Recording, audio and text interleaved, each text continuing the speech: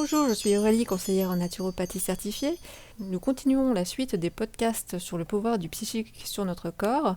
Nous sommes dans la partie des solutions apportées par la naturopathie sur le travail du mental et nous voyons les techniques. Nous avons vu la dernière fois la méditation et aujourd'hui nous allons voir les massages et la réflexologie.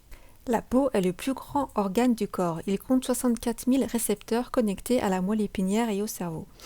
Elle joue le rôle d'un immense capteur sensoriel. Le besoin et l'envie d'être touché est universel.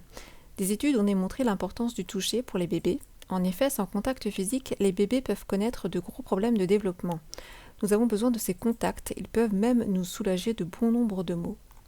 Selon Thierry Jensen, psychothérapeute spécialisé dans l'accompagnement des patients atteints de maladies physiques, le contact stimule la production de l'hormone de croissance, le sommeil et le système nerveux parasympathique, qui est le système de la relaxation.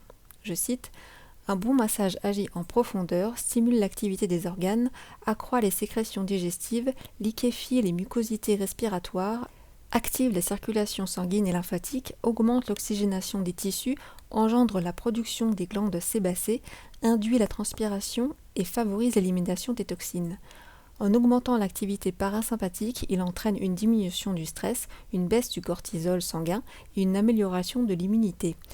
La stimulation parasympathique provoquée par le massage diminue la tension artérielle et ralentit le cœur. Le massage agit directement sur le cerveau émotionnel, c'est pourquoi il est très efficace comme antidépresseur en augmentant le taux de sérotonine et de dopamine. Fin de citation.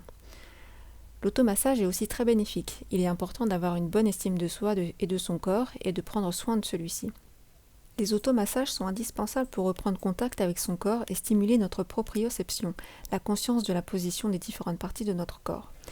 Ils permettent de prendre un moment de pause et d'observer les changements du corps après la stimulation et enfin de créer un lien avec nous-mêmes le temps de quelques minutes. Une autre technique manuelle permet de libérer les tensions, il s'agit de la réflexologie. Il en existe plusieurs types, la plantaire, la faciale et la palmaire. Utilisée depuis l'Antiquité, c'est une technique de massage et d'acupression. Pour la réflexologie plantaire, par exemple, le pied est considéré comme la miniature de notre corps. Chaque point du pied correspond à un organe précis du corps. La pression sur un point va agir sur les organes encrassés ou déséquilibrés du corps. Le but de la réflexologie est de retrouver un équilibre et l'homéostasie du corps. Elle peut agir de manière préventive ou curative. En effet, c'est un excellent moyen de dépistage des zones pathologiques. Elle va agir à la fois sur les symptômes et la cause des maladies. Elle peut ainsi jouer un rôle sur le stress, les tensions musculaires, la circulation sanguine et lymphatique, l'influx nerveux, le système immunitaire, les troubles ORL et digestifs. La réflexologie plantaire est issue de la médecine ancestrale chinoise qui s'appuie sur la philosophie du yin et du yang et des 5 éléments qui s'y rattachent, que nous avons vu dans un podcast précédent.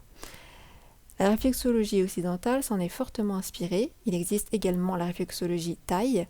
Le praticien utilise ses mains, ses doigts, ses phalanges et un stylet en bois. Et la réflexologie indienne où le praticien allie la stimulation des points par le massage et l'utilisation d'un bol d'un alliage de 5 métaux. Les massages comme la réflexologie utilisent des techniques anciennes qui mettent en avant l'importance du bien-être par le toucher et par les énergies qui circulent dans notre corps. Ces deux méthodes travaillent le corps de l'extérieur pour résoudre des problématiques internes. Le toucher a des répercussions immédiates sur notre cerveau, nos hormones et par conséquent sur notre bien-être. Une autre technique qui, elle, va travailler directement sur le mental aura des résultats tout aussi convaincants. Il s'agit de la sophrologie. Et c'est ce que nous verrons dans un prochain podcast. En attendant, je vous souhaite une belle journée. Si vous avez des questions ou des remarques, n'hésitez pas à les laisser en commentaire. J'y répondrai avec plaisir et je vous dis à bientôt.